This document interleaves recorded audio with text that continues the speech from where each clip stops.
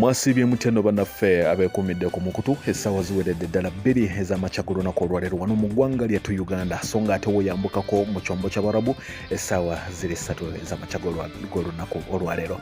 Mu mawulire ge tukuleetedde nga gavaako wano mu ggwanga lyattu Uganda, minisita w'ensonga z'omunda General Kahinda Otafire avuddeyo n'ategeeza bannayuganda bonna abaali beewandiisa okuba nti bafuna obutabo bwa East African passports n'abasaba okuba nti bagumiikiriza oluvannyuma lw'okuba nti kitegeerekese nti kampani eyaweebwa eddimu ly'okuba nti efulumya obutabo buno bwa passports oluvannyuma lw'okubategeeza nti obutabo tebukyali mu circulation oba tebakyabufulumya olw'ensonga ezimu oba endala. Minisita n'agamba engeri gye watali butabo bannayuganda bajja kusabibwa okuba nti bongera okugumiikiriza.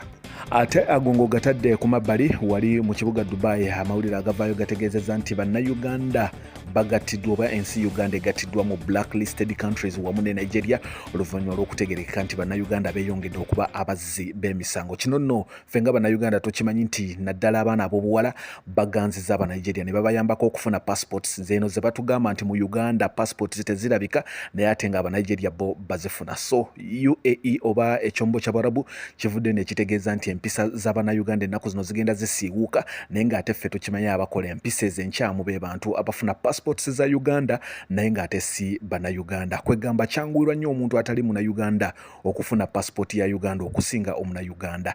Naffe ne tubuuza Ministry of Internal Affairs nti lwaki muwa abantu passport nga temumaze kubabuuza bibuuzo bye babuuza bannayuganda na kusi na kindi nakuba nti babaleesa abazadde baabwe. So eri eggwanga lyattu Uganda mwe tuli ate nga tweyongeddeyo ku nsonga ya passport zezimu mu China, eggwanga lya China era olunaku olwakeeseza olwaleero baakute abanigeria 5 nga basitudde ngoba bakolera emirimu gyabwe ku passport ze Uganda naye nga ate si bannayuganda. Kyongera okwefaananyirizaako kye tukunnyonnyodde naye nga ffe nga abakitegeera tukimanyi nti naddala abaana ab'obuwala wano mu ddungu oluvannyuma lw'okuba nti baagala nnyo ebyamangu be bakwata abanigeria bano ne babaganza ne babayambako okuba nti bafuna passports ez'enjawulo ez'e Uganda ne ziba nga zibayambako okuba nti oba oliawo bakola emirimu gyabwe nga bakolera ku passports ez'e Uganda. So mulanga tugukubira bannyinaffe nti ensonga zino zemwetaddemu temuyinza obutazisobola oba muyinza okuleetera bannammwe okuba nti bafiirwa emirimu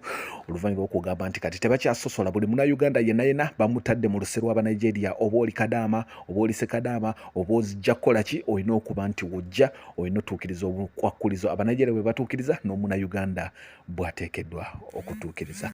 Bagambye nti Dubai, United Arab Emirates bannayuganda n'abanigeria ebatadde mu Uganda okuvanga ennaku z'omwezi 6 omwezi ogw'e10. Bagambye tewali munnayuganda gwe bagenda kukkiriza. Wuliriza ebigambo bino. Bannayuganda ne bannansi ba Nigeria gwabadde apulani kugenda mu United Arab Emirates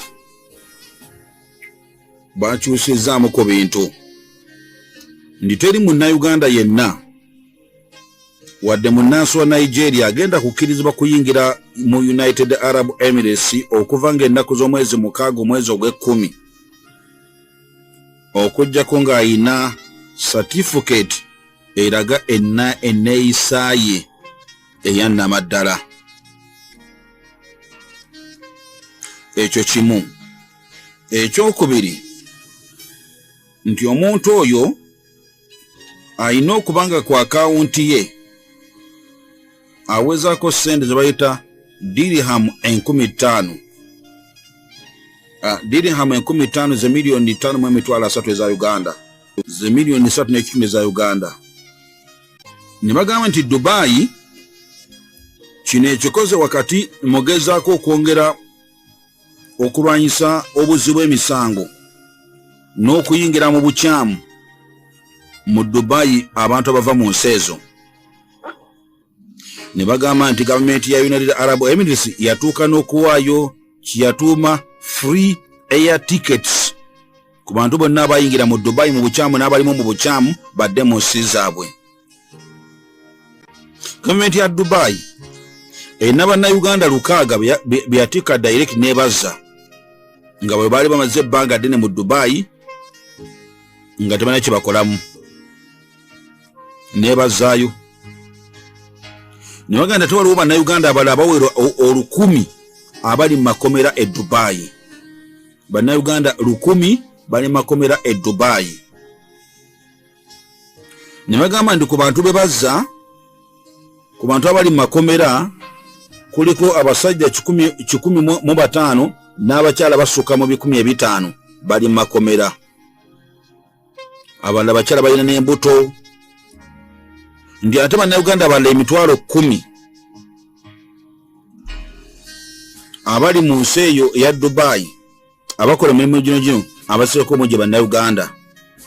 Gwe n'abanasimba oddogende wako kugula pikipiki mukwano gwange tesooka olindeko sibaamu wulira kana akapya ate kenkuleetedde oli eyo oyagala gula piki oli mu nteekateeka zigula piki okirowoozaako naye nga tomanyiiwa watuufu wakugula piki nkutuusaako n'omukisa guno oyagala piki evuga booda oyagala piki nkozi ya ssente oba yakulya swaga mukwano gwange ate totangatanga Sekajja Abdallah atuusizza piki empya ze bayita Hauju Express asangibwa wa Bigalo Mitiana near JT petrol station alongside Mubende Road. Gwamwetaaze oba omusanga ali ku namba y'essimu note 7 note 8 note 34 138 mwatuna alina ne spare wa pikipiki omulungi ddala. Big Rich Junior School somererizo kunazaako omuzadde nnako lisangibwa mu tawuni y'Ensanje litwala abayizi okuva ku nasale okutuuka ku kibiina eky'omusanvu abawala n'abalenzi abava waka n'abasula ku ssomero mu byenjigiriza tuli wala mu secular ne theology kati abayizi baakubangula mu poetry, bakery, tailoring, decoration nga n'ebyemizannyo tubissaako nnyo essira okutumbula ebitono by'abato litudde mu kifo ekigazi ddala era ekitegekeddwa obulungi entambula ebisaawe swimming pool na buli kalonda yenna abaana gwe beetaaga ali ku ssomero omuzadde leeta omwana kubanga abasomesa beebo abagwanidde okubangula omwana w'eggwanga okuwandiisa abayizi kugenda mu maaso ku ssomero omwana bw'asasula school fees ebisigadde byonna byerabire tewaliwo kyogenda kuddamu kuleeta byonna obisanga ku ssomero.